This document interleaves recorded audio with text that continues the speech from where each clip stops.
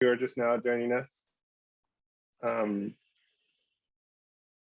was Young Latin and Proud by Lado Negro. He's a, I believe, Ecuadorian musician out of New York. And I'll just tell you that song every once in a while I listen to just to pep up my spirits or you know, get me through a rough time. Just because of the messaging, but also because it's Young Latin and Proud, and some days I feel pretty old, and it helps me feel young again.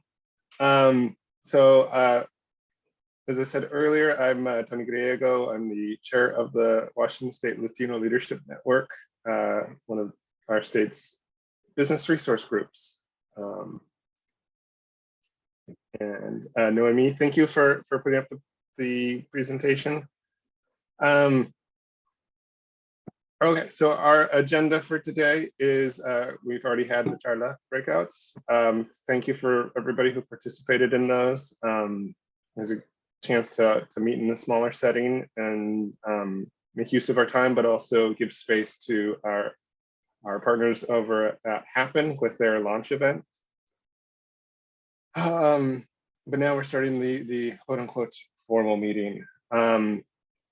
We have we're also going to be introducing some of our new Latino Leadership Network board members, and then talking about all the exciting events we have upcoming for Hispanic Heritage Month, which starts on Thursday, from September 15th to October 15th. Because I don't know, it's just got to be a little bit confusing, I guess.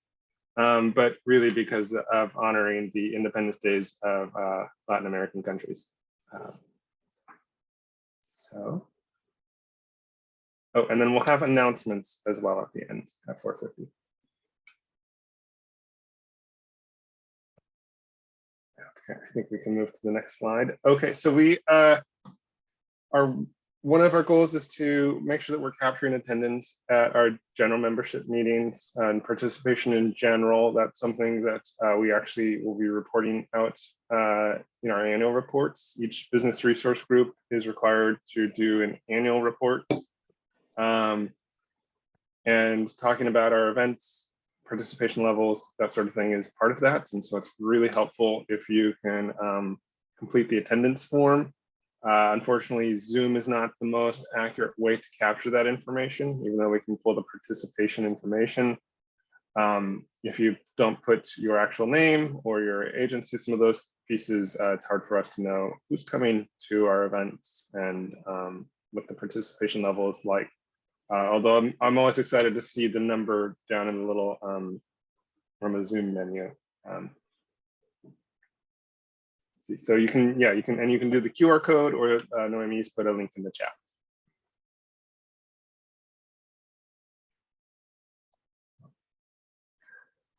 You probably saw on a message pop up in Zoom that the meeting is being recorded.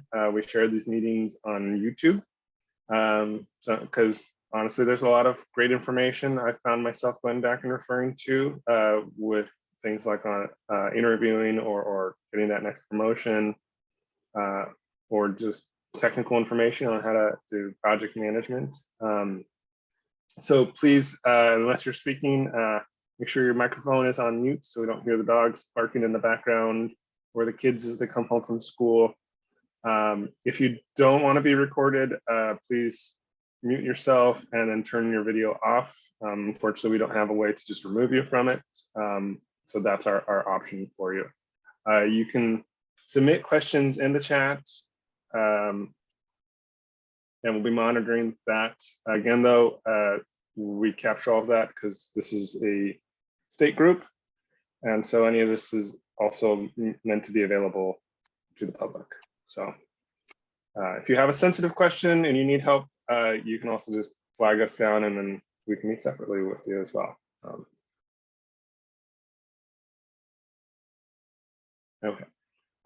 We have community agreements for how we operate, and that's meant to make sure that we have a space that is conducive for conversation and dialogue, for learning, to build community and help hold each other accountable as well. So those agreements include staying engaged, speak your truth, not somebody else's. No fixing.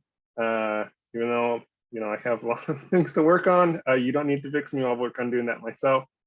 We're going to experience some discomfort potentially as we talk about things like identity, race, gender, the whole kit and caboodle. So be okay with experiencing some discomfort. That's how we grow. We also grow by taking risks. So, if you have a question, again, feel free to raise your hand. You can message directly or put it in the chat. But we want to create space that makes it okay to take those risks. We do that also by listening for understanding, not judgment. So if somebody puts something out there, please listen and try to understand first. And then we're going to expect and accept non-closure. So we might bring up things and hey, we may not solve world peace. We still haven't fixed racism in all of these meetings, although continuing to try. And we just have to accept the world is what it is, and we're working to make it better and create community and help advance the careers of Latinos in state government. So those are community agreements. If anybody ever has a suggestion for how to improve them or something to add, please also contact us about that.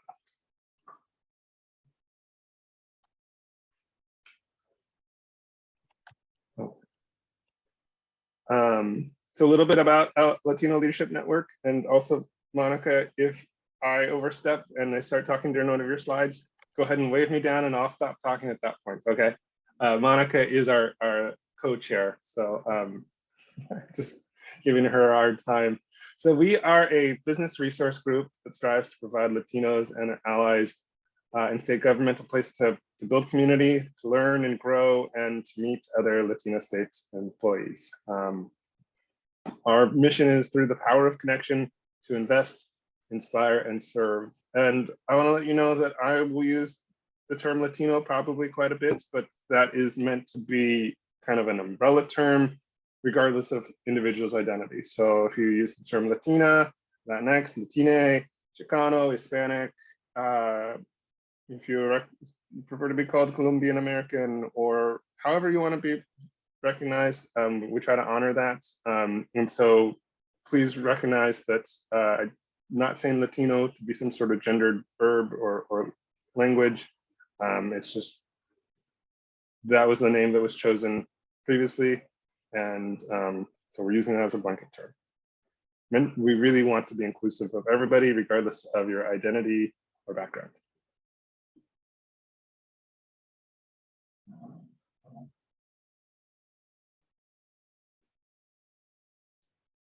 Okay, now I think I'll turn it over to Monica. Yeah, I get to do this part.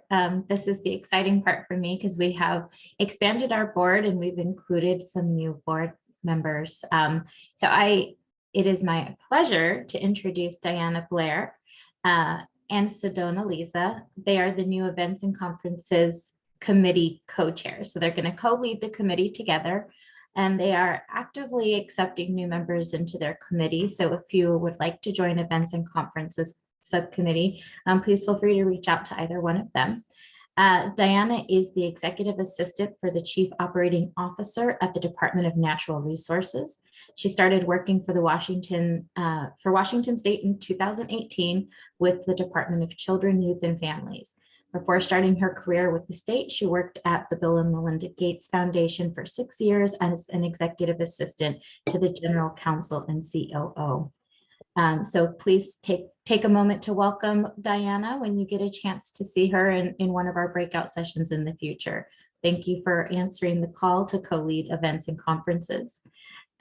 Also in Events and Conferences as co-lead is Sedona Lisa. She's a transportation engineer for the Washington State Department of Transportation in Port Angeles. They graduated from Santa Clarita University with a Bachelor's of Science in Civil, Sustainable, and Environmental Engineering and a minor in Spanish language and literature. She's a Seattle native who attended elementary school at John Stanford International School, and with half of the day taught entirely in Japanese. Sedona delights in the complexities and contradictions of language, ethnicity, race, and identity. when you get a chance, please make sure you welcome Sedona for joining our Events and Conferences Committee. We are so grateful to have them. And our next new board member is Angela. I hope I don't say your last name poorly. Arake. Angela Arake is the Culturally Responsive Communication Strategist in the Office of the Superintendent of Public Instruction, OSPI. She serves as the agency's Web Accessibility and Internal Language Access Coordinator. She strongly believes in the power of diversity and cultural competence and advocates for equitable, inclusive, and anti-racist practices to ensure effective communication for all. Please, when you get a chance, thank Angela for answering the call for wellness within our VRG. She is the new Health and Wellness Committee Chair, and we are so happy to have her. If you're interested in joining the Health and Wellness Committee and giving Angela some much needed support, please feel free to reach out either directly to Angela, or you can reach out at LLN, our LLN email at ofm.wa.gov. And I think that's all of my portion, and I get to give it back to Tony now. So I think one of the things I would mention too with our new leadership and also our current leadership is the leading a committee as a partnership, where Diana and Sedona kind of got thrown into the deep end because they joined us just before Hispanic Heritage Month, and we have a lot of events going on, including an in-person event on Saturday. But it's something that our DEI committee chair leads, Jovita Ramirez and Steve Kemmerer, have been doing together for I don't know, quite a while, and I think it's a way to help share the load in terms of leadership and managing these committees. So it's something where you don't necessarily have to do it alone. If you have somebody that you already in mind that you would want to lead a committee or work together on, hey, come together. We love package deals. You know, we love the BOGO, buy one get one. Can you tell I used to work retail? And so that's a way for us to split that workload and can be really effective. That way, if you're concerned about stepping in or capacity, we'll be past Hispanic Heritage Month, so we won't throw you in the deep end like we did with Diana and Sedona. This is my way of also saying big thank yous to Diana and Sedona for their work with Hispanic Heritage Month. It's really, I think, going to be pretty incredible with the events we have upcoming. Which includes, we have new backgrounds available for you to use either in Zoom or Teams or WebEx or whatever online platform you're using for online meetings. We have these cool new backgrounds, which Monica, it was somebody at DOH that helped us with them. Can we give credit to?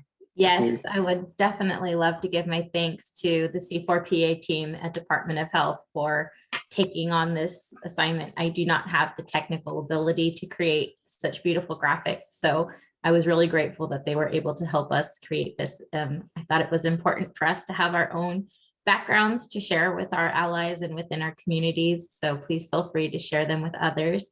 I love that it includes our logo for Latino Leadership Network, as well as the dates for our cultural event, our Hispanic Heritage Month, because I think I heard a lot last year that there was confusion about it not falling within one specific month, that it overlaps across two. So I like that it includes the dates so that we can start helping reach more with that message that Hispanic Heritage Month is mid-September to mid-October. Because not everybody's as fortunate to be at an agency like Natural Resources, where the other Monica was just showing us in the first hour background that she created. Which was, again, I want to compliment her. That was really, really, really great. So if you don't have something like that at your agency, we have the LLN backgrounds you can use as well. And Noemi's put links in the chat if you want to download them. I think we've also shared them via our newsletter. So, and again, If you want to sign up for the newsletter, lln@ofm.wa.gov. Tony, I'm gonna jump in there too and do a plug for, again, our need for graphic designers. I think it would be such a huge help for our communications lead, and not to mention a wonderful opportunity for you to express yourself artistically and help us. Yes. And JP left. JP Vila was in my breakout group, and I got to follow up with him because that's kind of his background, I think. So don't only forget Monica. With some of our graphic design updated ones for next year.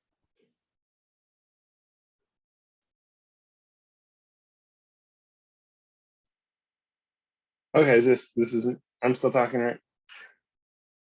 Okay, so on Saturday, if you've probably seen in the newsletter, we have the kickoff for Hispanic Heritage Month, and this is an event that we tried to do last year, and then we pivoted because it was not safe with COVID to gather in person, and so we're finally doing it this year. And this is an event we've partnered with state parks. They've been just a fantastic partner. That last year they helped us shift, and instead, when we did it virtually, they helped us get live music for that. So it's going to be at Miller Sylvania State Park, Saturday the 17th from 11 a.m. to 4 p.m. There's actually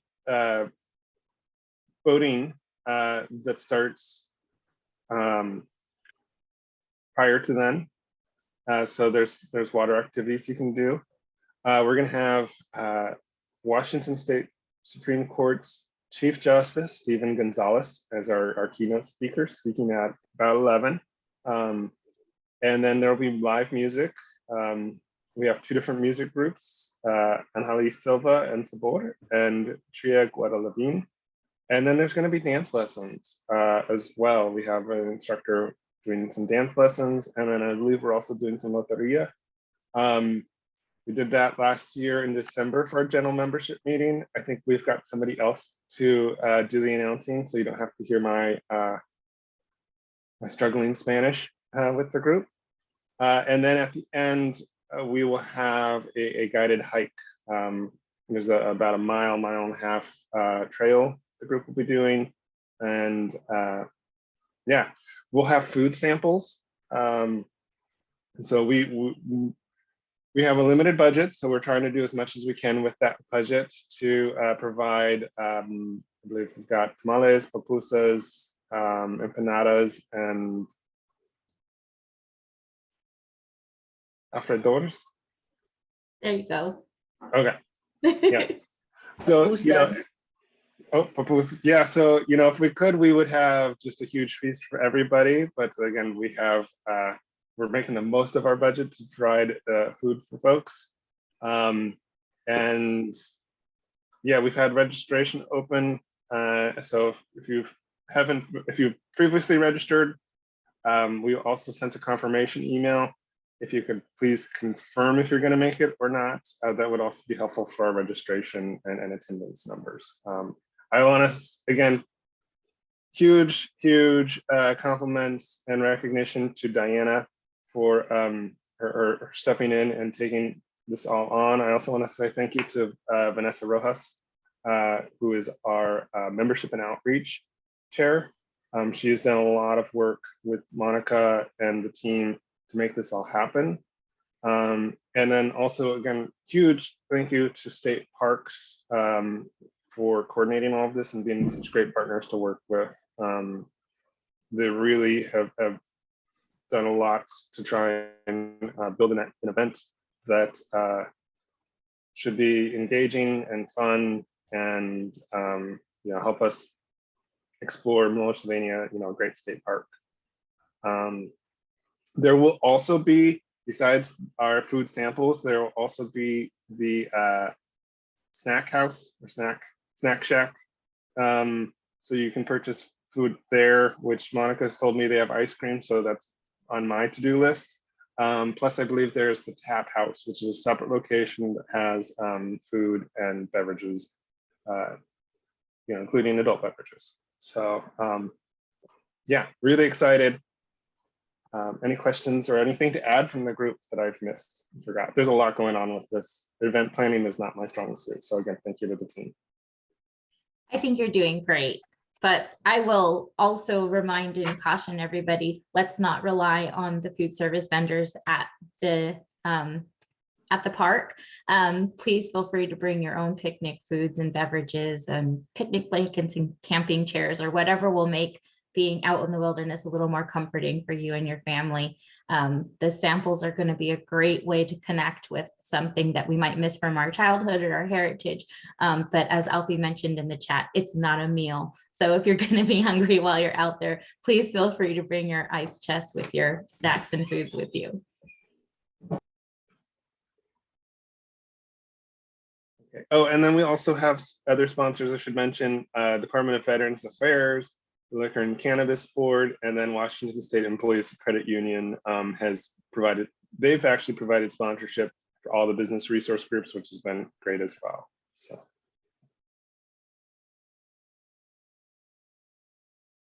Okay, so for these virtual events we have upcoming, you're going to want to bring your own food and chairs and blanket if you need that. But these you can do from the comfort of your own home or office. We are doing weekly events. We're slotted them for the lunch hour. We're from 12 to 1 p.m. on Thursdays during Hispanic Heritage Month. You will need to register for these events ahead of time.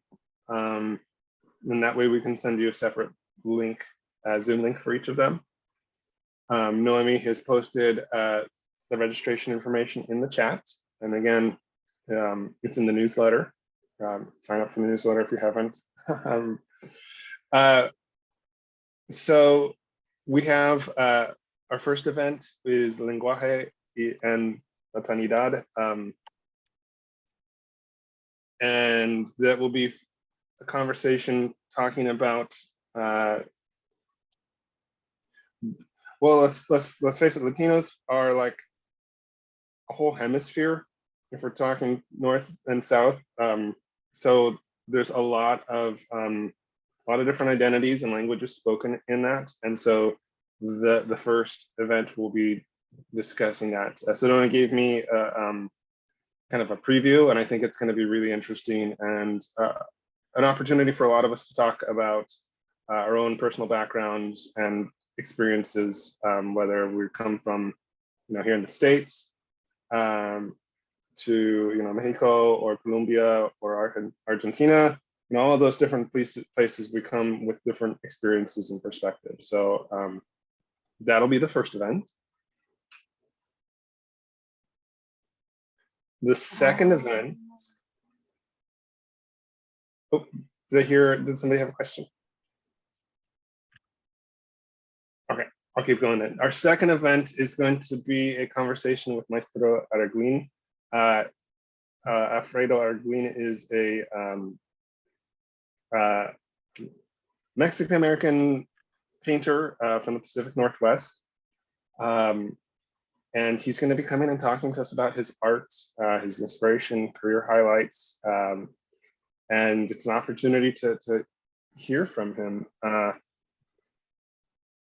I will tell you, like there's, I don't know, his artwork's pretty amazing. So it's a chance to learn from him and get some exposure to that art as well.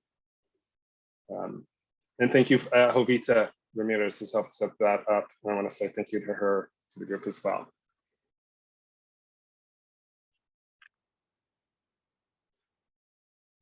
Okay, and then event number 3 is What's in a Name? We're coming together to talk about the different names around our community. As I said earlier, just the term Latino, but there's a lot of other names used to describe our identities and communities. And so this will be a conversation around all those different names and identities and what they mean and how we connect with them.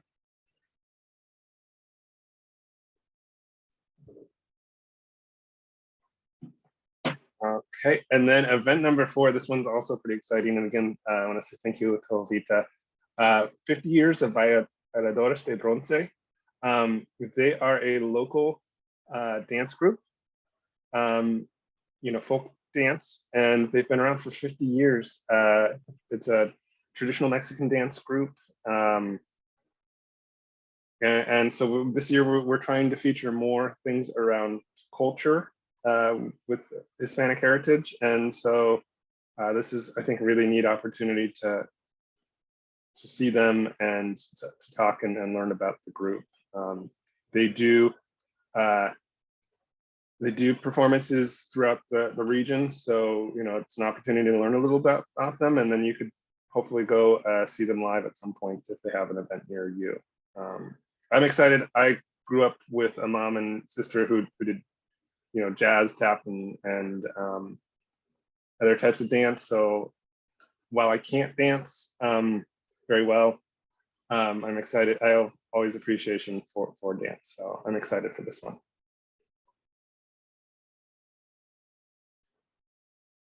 Okay, so our Lunch and Learn events are featured in the Smart Health app.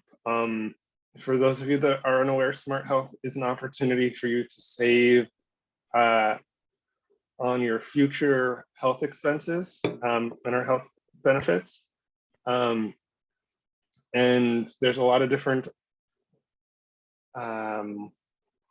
challenges that they feature where you can earn points, and some of them are related to things like drinking more water or going out on a walk, but they also have been a chance for the business resource groups to advertise and encourage people to participate in our events, because connecting in the community, learning about health and other things through ERGs has benefits. So if you're at the point where you still need to earn points to get your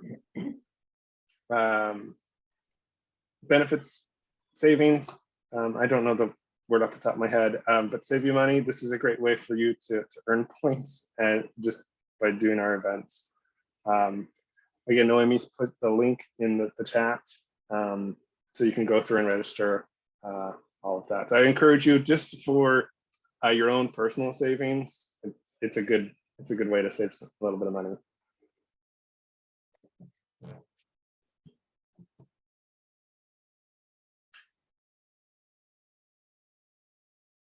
Okay, so we are also doing a pit stop recommendations list for the Pacific Northwest. I think I said earlier, I'm a big guy and I love to eat, and so I'm really excited about this because we're asking you if you have someplace you'd recommend stopping and getting a bite to eat, whether that's in Yakima or Spokane or Olympia, Seattle, wherever you are located, or it could be someplace that you just love, whether you live there or not. We want to hear about your recommendations. So we have a survey. Again, you can use the QR code or the link in the chat or the link in the newsletter. And just simply tell us what's the name of the restaurant, its address, what type of food they feature, and then what do you recommend? What's your favorite thing to get at that particular restaurant? Or I'll tell you, I submitted one that's a carniceria and panaderia down in Centralia, El Amigo, because they have just a huge selection, and they have really good baked goods and items you can buy from the butcher. Plus they have a taco truck. So that's one of my recommendations, is El Amigo down in Centralia. I have a bunch more to submit because like I said, I love eating and I love telling people about the places I like to eat. So I'd encourage all of you, please tell us where to go eat. And that way I can make a list and hit the road to get some good food.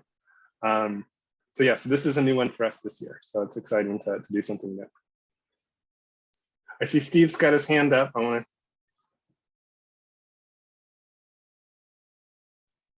Thanks, Tony. Just wanted to echo what you just said and try to encourage everybody to submit here and forward out to others as well.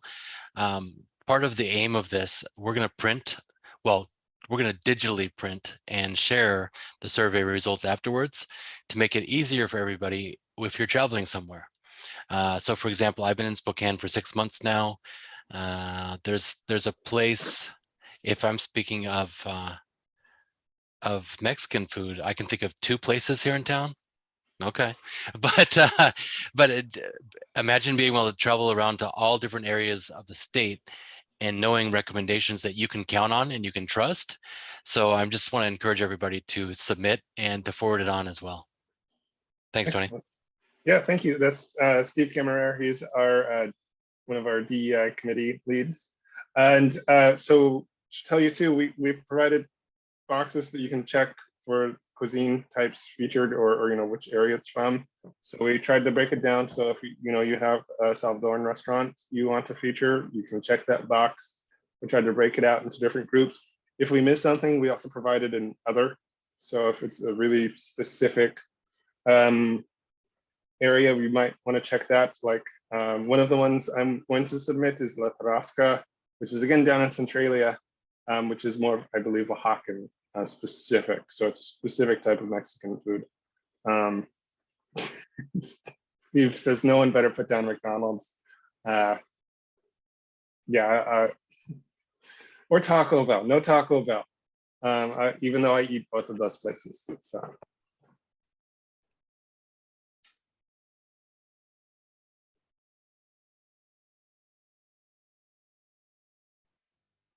Okay, so I'm going to do some round robin here with our different committee leads. So first we have the DEI committee. Steve Rahovito, would you like to speak about any upcoming meetings or work you have?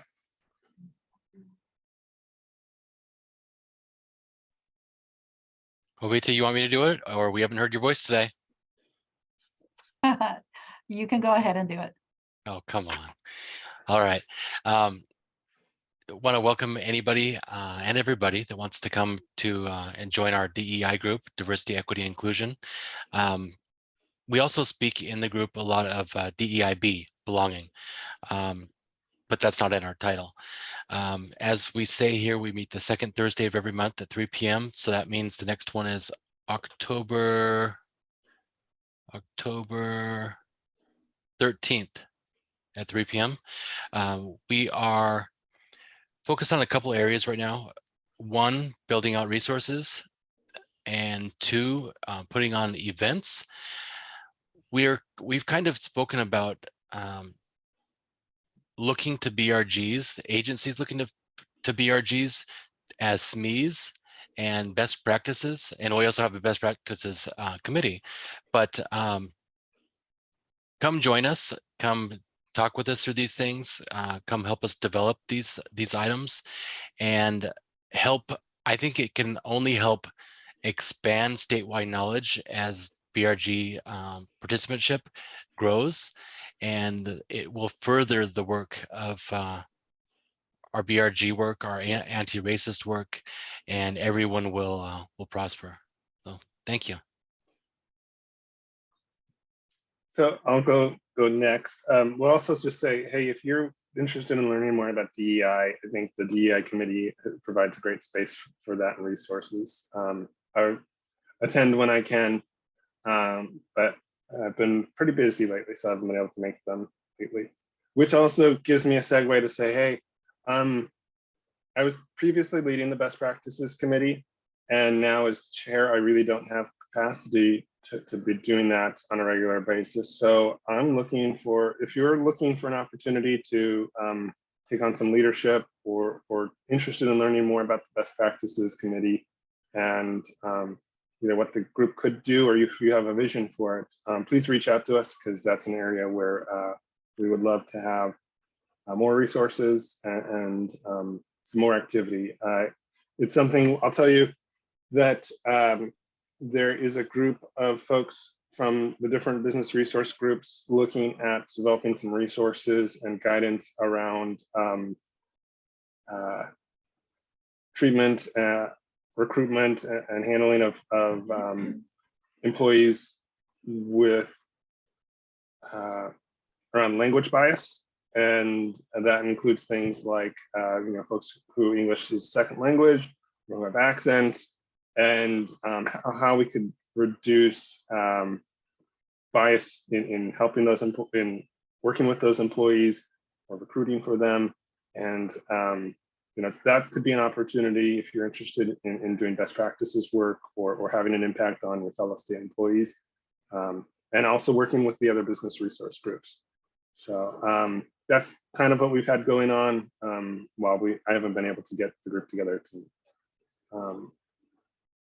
Diana, is there anything you'd like to touch on for the events committee? Any recruitment you'd like to do there?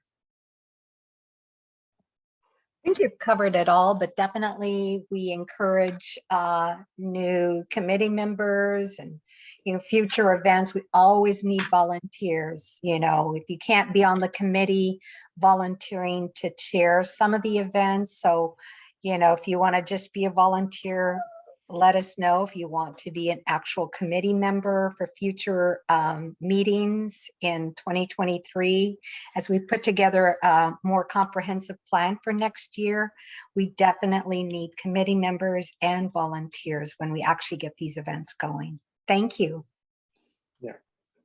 And thank you, Diana. I again, can't say enough thanks for all your work with the Hispanic Heritage Month event. Oh, I thank the committee. It takes a team to put something as in-person event together. So I just thank them immensely.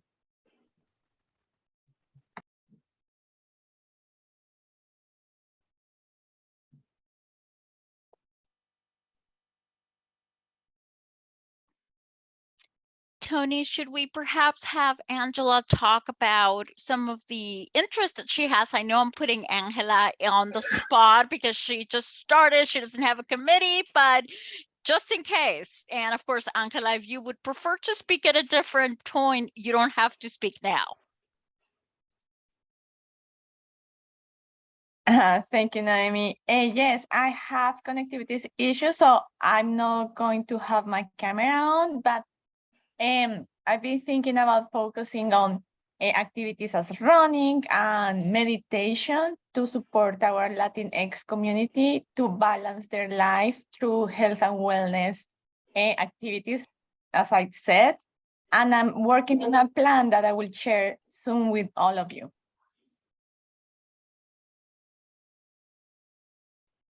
Thank you, Angela. Thank you for being ready on the spot. And also to put somebody else on the spot, Vanessa, would you like to say a little bit about our membership and outreach efforts? Yes, hello everyone. And oh, let me turn on my camera so I can wave. Hi everyone, my name is Vanessa. If I haven't met with you and you'd like to have like on one-on-one, I'm gonna go ahead and put my email in the chat. Feel free to email me and I'd love to get to know you, get your ideas and see if maybe you'd like to join one of our committees. I'm gonna be working with the different committee members to see how we can get more members through the different state agencies and hopefully recruiting some more in person this Saturday. So I'm looking forward to seeing everybody. Thanks, Noemi. And thank you again, Vanessa, for all of your work getting us going for Saturday as well. Vanessa's done just a lot. This is the way I would put it. So I really appreciate all of her work. Okay, so our next general membership meeting is going to be Tuesday, October 11th, and that will be kind of the wrap up of Hispanic Heritage Month for us. In between now, though, we have, again, weekly events from 12 to 1 on Thursdays. And a little bit about what we have coming up in October. We'll have Commission on Hispanic Affairs. Please, if I say anything incorrect, my fellow team members, please wave me down. We have the Commission on Hispanic Affairs coming to speak about their work. We featured them back when we were doing in-person events where we got to meet some of the commissioners. They're working to improve the lives of Hispanic people throughout our state. We also, I believe, have the Office of Administrative Hearings coming to talk about their pilot that they did for unemployment insurance hearings that they conducted with a Spanish bilingual administrative law judge, which is exciting to see the language access services being used to offer more access and offering administrative hearings in Spanish for people who have limited English proficiency. So that should be pretty interesting to hear from them. I think that's an area where we hopefully will see access improvements throughout state agencies for residents that have limited English proficiency. So yes, that's what we have coming up at the next general membership meeting. If you have feedback, please contact us at lln@ofm.wa.gov. If you have a speaker that you think we should feature, or you would like to be a speaker, you want to come tell us about how to improve professionally, please let us know. We'd love to provide a spotlight to you as well.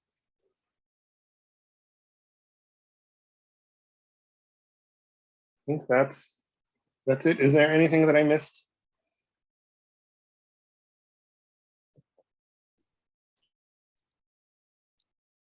No, I don't there's think nothing so. I'm that going you to missed. echo Tony Paulo.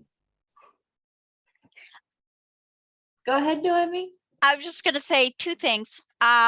Please make sure that you sign the sign-up sheet if you have, and if you haven't, I'll just say in the chat, I haven't, and I'll post it again. And I'm going to stop the recording.